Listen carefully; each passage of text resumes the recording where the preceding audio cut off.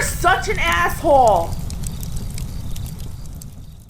AssholeConsulting.com. If you think that your guidance counselors, teachers, and psychotherapists and therapists and counseling therapists, therapy and counselors, you think there's just a bunch of dumb ditzes that majored in little fluffy bunnies crap over in college and don't know what the fuck they're talking about? Maybe it's time you contact Asshole Consulting, where I, the world's only professional asshole, the Dark Knight of advice columns, the IKEA of consultants, America's older brother, will give you the swift kick in the ass you so desperately need. Hello, asshole, I'm interested in your... He doesn't need a kick in the ass. This is actually a very interesting question.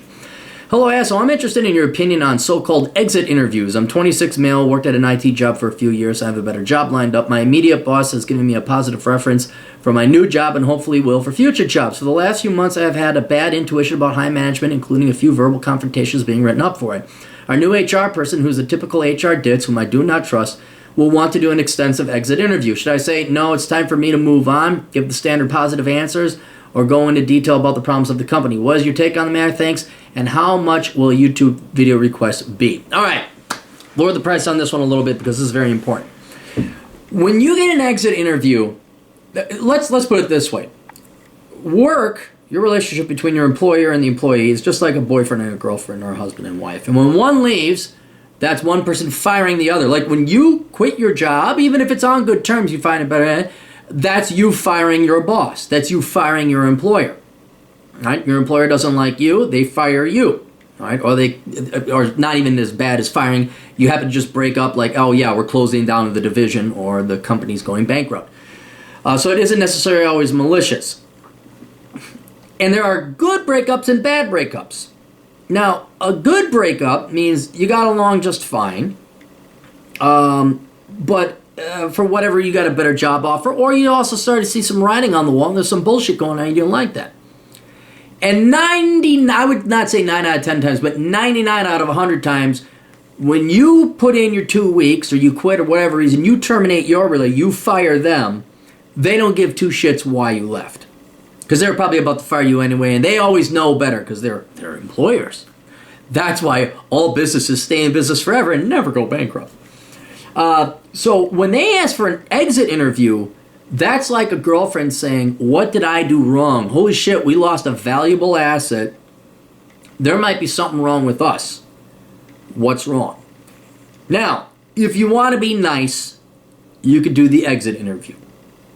Me, however, I really do view employers, because most of them they're evil. They're scum. They're a necessary evil. Most of them take advantage of their employees. Most of them lie about job descriptions. They're no different than the teachers. Okay? I really, this is where I could be a Democrat. I could totally see unions. It's like, fuck you. And my personal policy on exit interviews, of which I've only been offered one. Everyone else is happy to see me go. I'm like, no. Because you know what? They know if to get that information, you know what it would cost them otherwise? They'd have to go hire a consultant and pay him at least $500,000, depending on the size of the company. That's valuable information.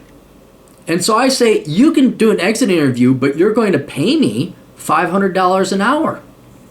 I'm sorry, I don't do exit interviews. They say, why? I say, well, that's information you could normally, you'd have a consultant, you pay him $500 an hour. For an hour, I'll tell you my thoughts and opinions. Don't be an asshole about it, but just say, no, that's going to cost you, because normally that's what consultants get paid for.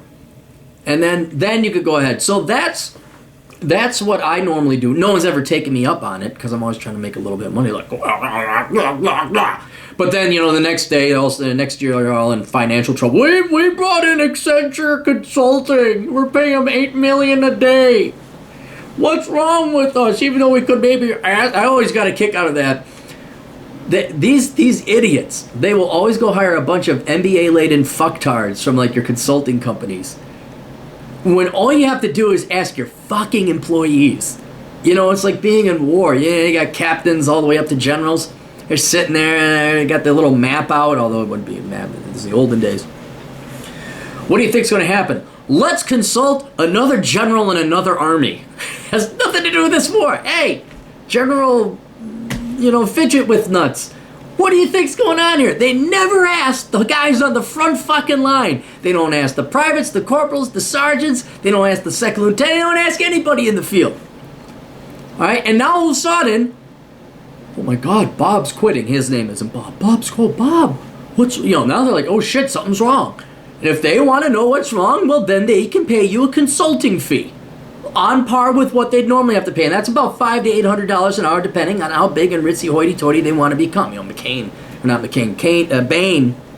McKinsey and Bain. I mean, those guys charge an arm. Like Boston Consulting Group. Yeah, what do those fuckers make? Pay me that, and I'll give you an hour of my time. But the real reason, I would, if you're getting verbal confrontation, you're being written up for it, then something stinks to high hell, and you're going to actually be helping out bad people if you go in and do an exit interview and give them good answers. And not that you should give them wrong answers either. So if your employer wants to know what's going on and there's some bad people up there, it's going to help these bad people, make them pay you. Fuck you, pay me. Classic Robert De Niro line. Fuck you, pay me. Don't say fuck you, pay me. Say, hey, I'd really like that, but I'm really busy. And basically that's giving you free consulting for a problem. And you can bait them. You say, that's giving you free consulting for some issues that you're going to have to hire a consultant for to solve. And I can tell you, but you're going to have to pay me like, Bain fees. And it's going to be like $500 for an hour exit interview. Don't expect them to say, yes, you got an HR ditz who's going to, she's just going to read from the script. But if there's a savvy, intelligent individual there, that person, male or female, he or she will say, we might want to fork over the $500, but this is corporate America and they are not smart. So that is what the intention of an exit interview is. It's like, oh wow. I mean, now it might be policy. They might exit interview everybody who tenders the resignation and they don't fire. But if this is not common, then that means, oh God, why did Bob quit? What does he know that we don't? And then now you have valuable information. You have what they want. And here's another reason why you should charge. I'm trying to figure out why this is. I think Freud was onto it, or somebody who I don't agree with, but maybe it was Freud. But I've learned with Asshole Consulting and my friends and my loved one, people I care about, or just general clients, nobody listens to you, let alone takes action on the advice you give them, unless you make them pay. They have to pay. They must suffer. It's almost as if to learn you need to suffer, which would explain why, we don't spank, get a timeout. You bribe kids with cake to become the most insufferable fucking brats ever.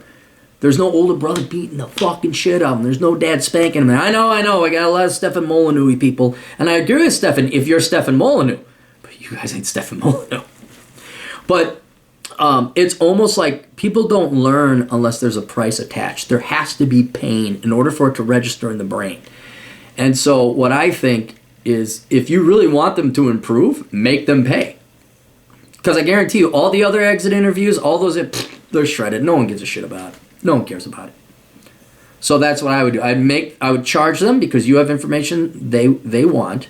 They're already giving you a dick around. There sounds to be some evil asshole up there. And this information might help that person, so definitely make them pay. And they're not going to change their ways unless they're suffering and made to pay. They need to feel pain in the form of a very high price per hour if you want to do anything as noble as advanced society. Because, not to mention, I don't know why it pisses me off so much. Maybe it was disrespectful or something. Like, people would ask me, and I said, well, you got to do this, and they wouldn't do it. I was like, you fucker. And now it's like I enjoy making people pay the price. I enjoy making people suffer because then they fucking listen.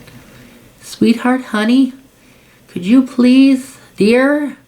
Versus, listen up, sugar tits. I know that was so bad. I am not advocating hitting women, but you get the idea. What might get somebody's attention a little bit more? Go up to someone, thwack him right in the nose. Hey, I got your fucking attention? Good. It's true. You got to hurt people to get them to listen. I'm sorry. All right. That's it. You guys got questions? The captain's got answers at assholeconsulting.com.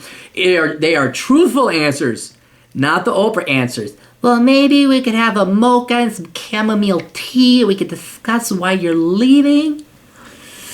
We don't do that shit. We want progression. We want production. We want progress. We'll see you guys later. Toodles.